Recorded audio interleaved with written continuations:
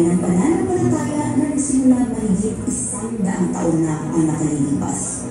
Sa gitna ng kaguluhan at kawalang katiyakan noong ika-19 na siglo, may mga kaluluwang nag-alab ang puso sa pangako ng muling pagbabalik ni Kristo.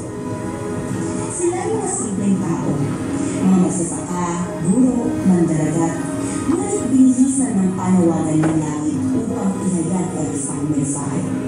Si Jesus ay muling babalik. Mula sa mga araw ng pag-aaral ni William Miller sa sakit ng Great Disappointment hanggang sa liwanag ng katotohanan na kanilang muling natuklasan, isinilang ang isang kilusan. Ito ang kwento ng mga unang Adventistang nangarap at nagtiwala. At ito rin ay kwento ng bawat isa sa atin, ng ating iglesia dito sa Silang. Habang ating binabalikan ang kanilang buhay, tagumpay at mga pagsubok, naway makuha natin ang pinakamahalagang aral. Hindi sapat ang maghintay. Kailangan kumilos, kailangan maglingkod, kailangan manampalataya. Ito ang ating panawagan. Ito ang ating pag-asa. Ito ang Blessed Hope, the Adventist Story.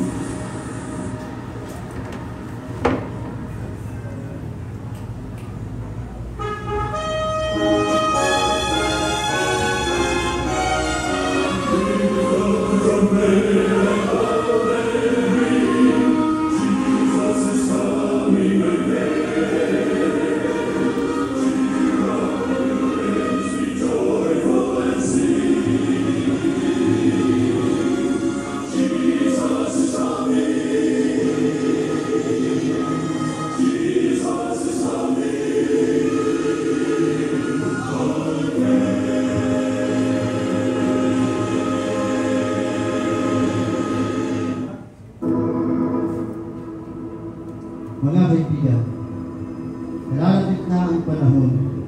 Napakaliwanag na sinasabi sa aklat ng Daniel.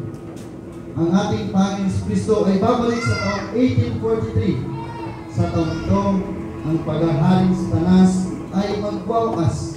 Sa taong ito, ang kaharian ng sanlibutan ay mawawasak. Tayo ba'y handa na sa kanyang muling pagdating?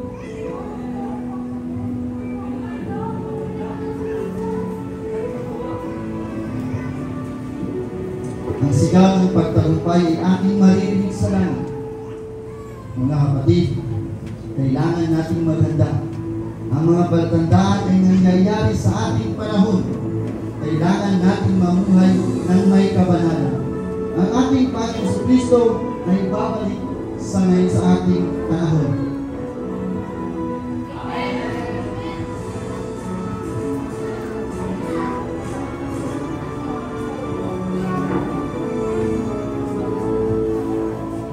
Kapatid na William, napakaganda ng iyong mensahe.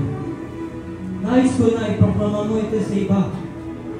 Kailangan ng nakararabi na malaman ang paparating ng Diyos muli. Subalit ako sa simpleng magsasaka lamang.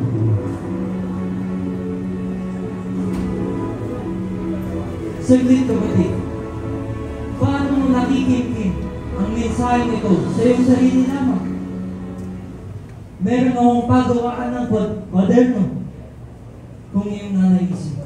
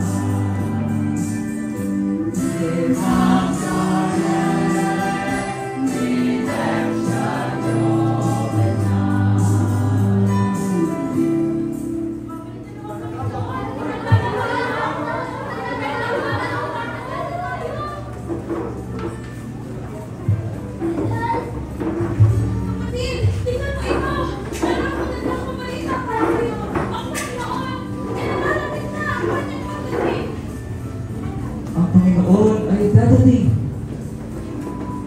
Ang Panginoon daw ay dadating. Kapatid ko, ang Panginoon daw po ay dadating.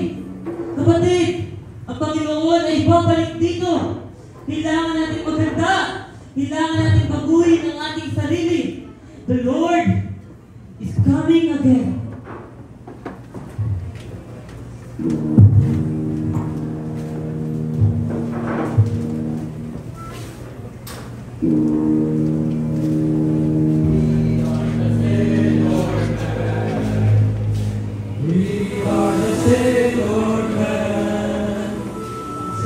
Sailor man, man, man. Sailor man, man, man. We are the sailor man.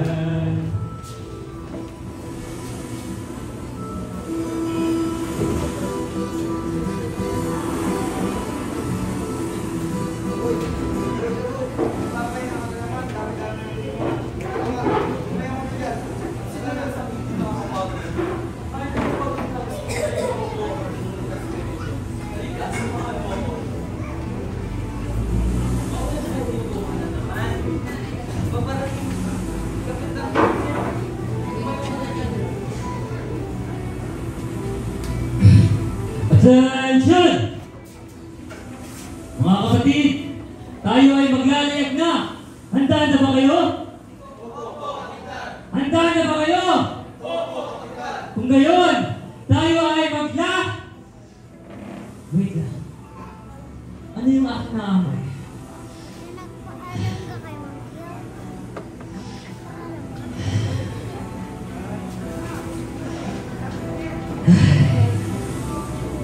Diba't sabi ko sa inyo, ang paninigarilyo ay masama sa ating katawan. Mga kapatid, ang Panginoon ay magbabalik na. Kailangan nating magbago. Pati ang pagsasalita ng mga masasama ay iwasan natin. Mga kapatid, ito na ang ating huling paglalayag. Ngayon, habang tayo ay maglalayag sa ating kahulihan, ay nais kong iwan ang paalalang ito. Na una, kailangan nating alagaan at ingatan ang ating mga sinasabi. Yung mga malalaswang salita ay ating alisin. Pangalawa, ang pagtatawag ng nakakatawang pangalan sa iyong kapwa ay kailangan nating baguhin. Pangatlo, kapatid, tayo dapat ay may respeto sa ating mga kapwa. Pang-apat, ang pag-iinom ng alak ay sobrang nakakasama sa ating kalusugan. Ito ay nakaka-epekto sa ating kaisipan at sa ating pag-iisip. Alisin din natin iyan. At ang panghuli, kahit tayo ay naglalayag, kahit tayo ay busy sa ating ginagawa, ay dapat hindi natin makalimutan na tayo ay mag-worship pa rin sa araw ng Sabat, ang araw ng linggo. Naintindihan niyo ba? Oo, Kapitan. Kung gayon, tayo ay maganda na. Pero bago yan, tayo pala muna ay manalangin at hindi natin ang gabay at presensya ng ating Panginoon. Halika kayo dito. Let's pray. Ang banal na siyang pinakamakapangyarihan sa lahat, Panginoon. Sa umagang ito, kami po'y lubos na nagpapasalamat. Kami po'y lubos na natutuwa sapagkat kayo po ay dadating na. Kayo po ay kukunin na kami dito sa nakakapagod at nakakatakot na mundong ito. Panginoon, kanawa ang siyang mag-ingat at magabay sa amin habang kayo paparating pa dito. At yan lamang po aming dinadalangin sa matamis na pangalan ng aming mahal na Panginoong Jesus. Amen. Mga kapatid, pumunta na kayo sa inyong mga posisyon at tayo ay maglalayag na. With Christ in my vessel, I can smile at the storm, smile storm. Smile at the storm with Christ in my vessel. I can smile at the storm until He guides me home.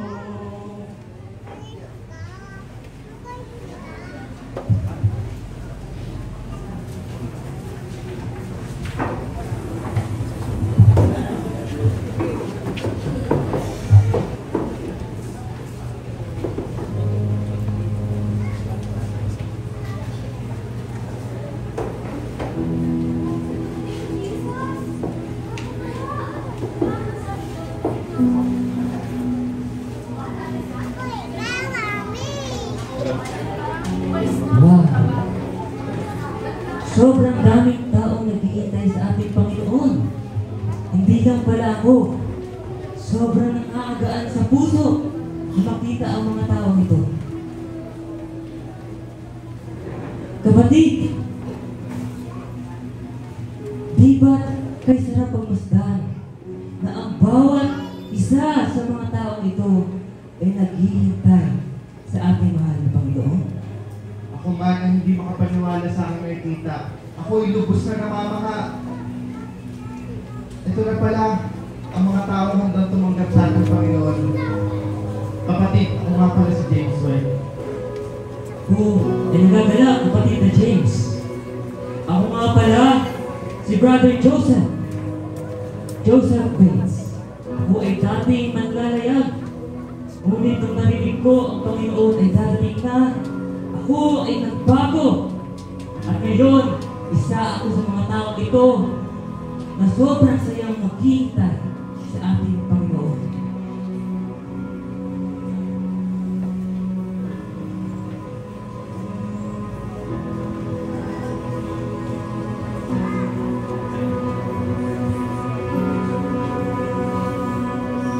Mga kapatid, halin mo na kayo dito tayo magtipon-tipon.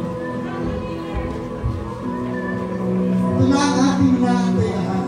Ito na ang taong panahon. Ngayon tayo maganap ang ating paglayay, ang pagdating ng ating Panginoon sa Kristo. Tingnan natin ang kanyang pagkitaw, mga kapatid.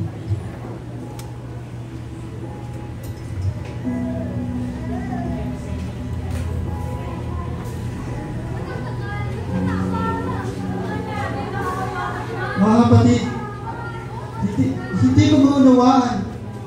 Tayo nag-antay, tayo nanalangin, sabat hindi mo maunawaan bakit malapa siya. Hindi. Sandali lamang, mga kapatid. Sandali lamang. Sandali lamang. Sandali lamang, mga kapatid.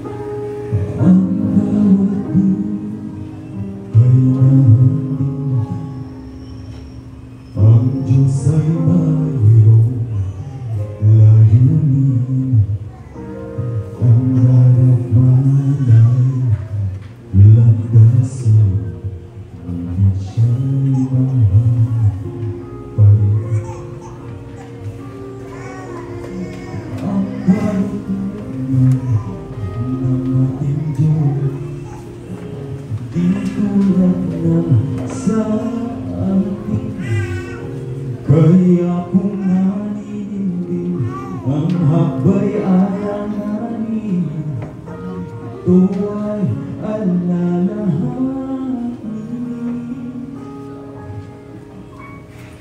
Ang Diyos natin sadyang mabuhay,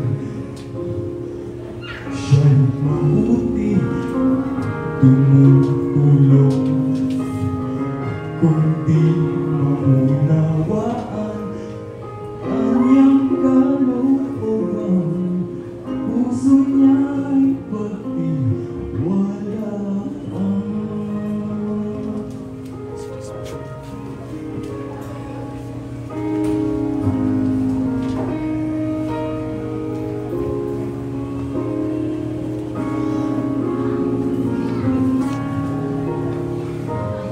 bulol ko. Sa tingin ko, naintindihan ko ang nangyari. Hindi pa ito katapusan.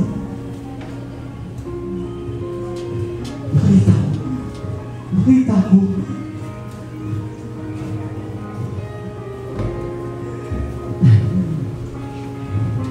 Nakita ko sa aking pangitapin.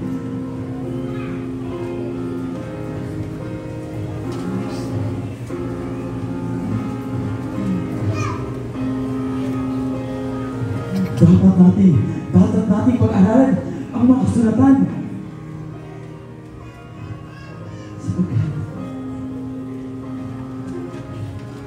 Sapagkat nagsimula na paglilinis sa sanctuaryo.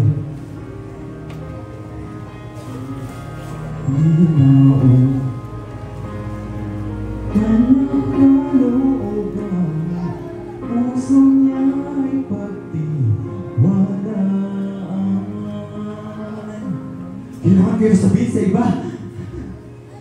Kailangan kayo sabihin sa iba na ang pangitain na aking nakita na ang Panginoon. Kailangan ko maganda. Kailangan ko maganda sa Kanya.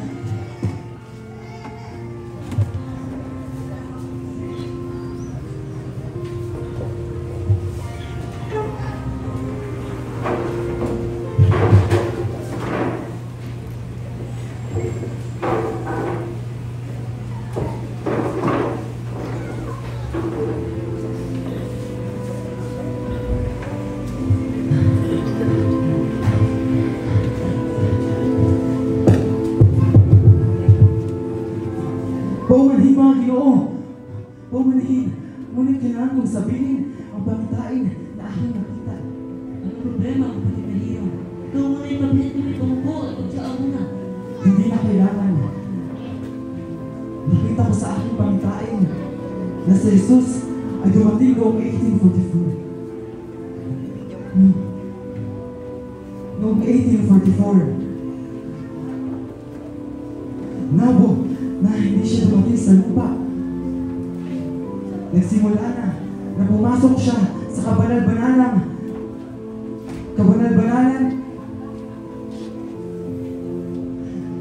at lugar ng kalangitan. At nagsimula na maglilinis sa sanctuaryo. Ganon, dapat nga natin itong pagtugan, magpansin at pag-aaral mabuti. Salamat sa iyo ng sa aking bagay ng gusto mo. Ngayon, ako ay mauuna na. At marami pa ko sasabihin sa iba.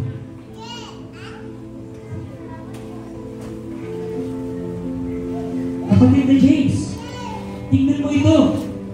Malinaw na sinasabi sa kasulatan na ang araw ng Sabat ay hindi araw ng linggo. Ngunit ito ay araw ng Sabado. Siya ang ikapitong araw. Ang pag-ukom na ang pinatutunan. Ngayon, nagkakaroon ng kalulagan ng lahat.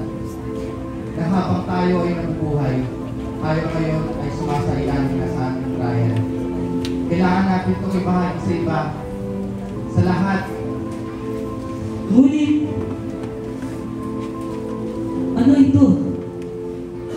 Diba sabi dito na hindi tayo maliligtas pag hindi tayo sumasamba ng araw ng Sabado?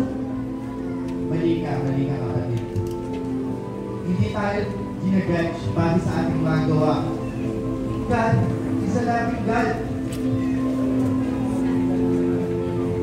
Ngunit, kung ating titignan, ang Sabat ay sobrang importante din para tayo ay maligtas. Hindi kapatid. Tayo ay ligtas na base sa grasya ng ating Panginoon. Pagpasensya mo na ako. Ako ay nagkamali. Tama ka, Brother James. Tayo ay ligtas na sa biyaya at grasya ng ating Panginoon. Oo, ligtas na tayo. Pero sa ating ginagawa sa araw ng Sabado, ito ay nagpapakita na tayo ay na-transform na sa ating Panginoon.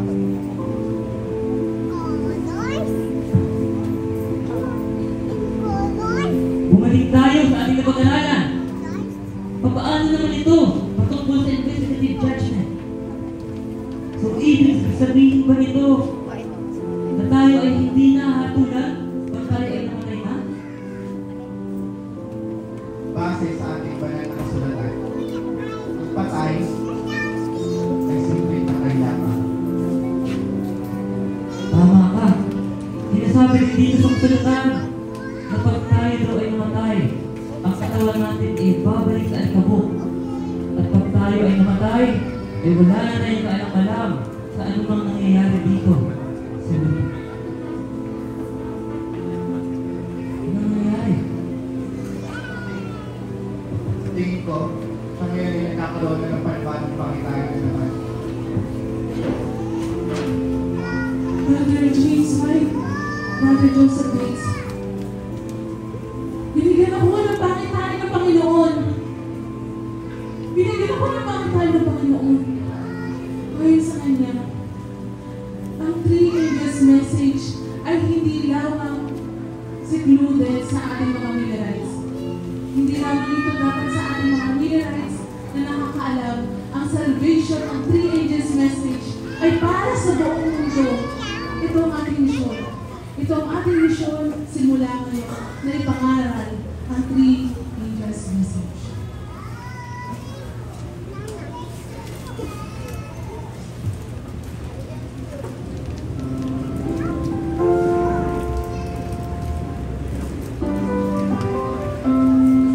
Dahil na, ipangalan natin ang kabalitan ng ating Panginoon. Tayo na, magsama-sama tayo.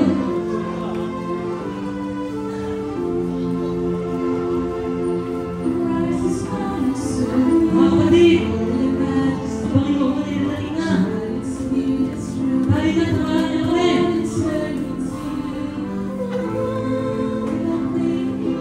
Tayo na.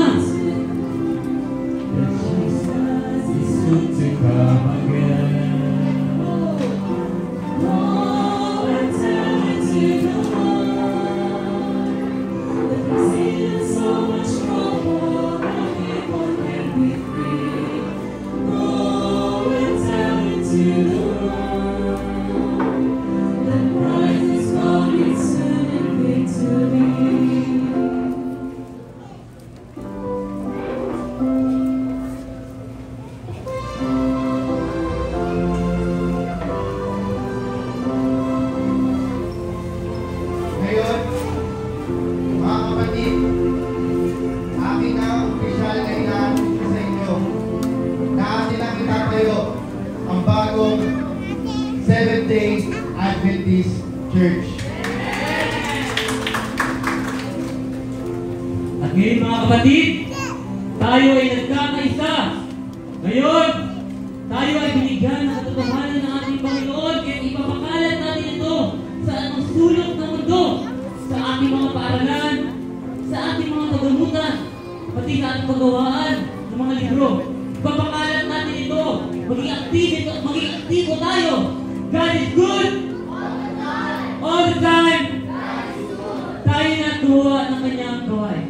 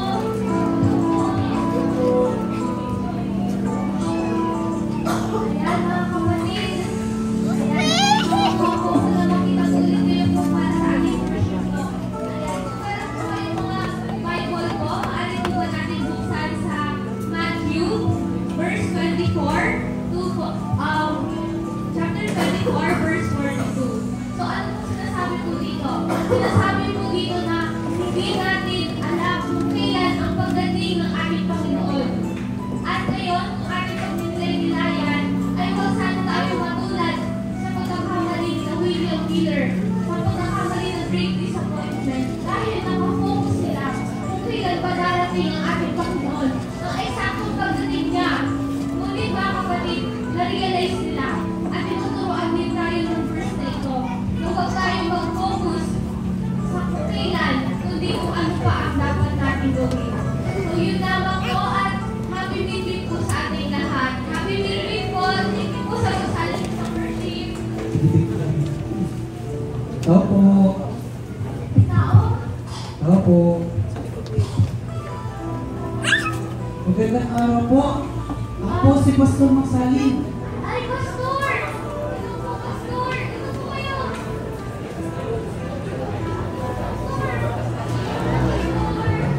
Kami po ay pinadala ng konferensya para sa buhain dito sa Cavite. At kasama ko nga pala ang aking may bahay at dalawa pong aking anak. Ang layo po at yung ayaw po sa inyo na kayo ay tayo ng bahay sa bahay. At sino po ba ang gusto tumulong para po doon? Pastor, pero mga mismo dyan po ito. Ayan. Ako po, Pastor, school po doon. At kayo po ay Pagkansaya po, Pastor. tignan po, masaya po ang ating pag-good sa ating Panginoon. At tayo na. At tumayo tayo. Kung tayo gumawa ng gawain ng Panginoon. At na simula ng ating paggawa sa Panginoon.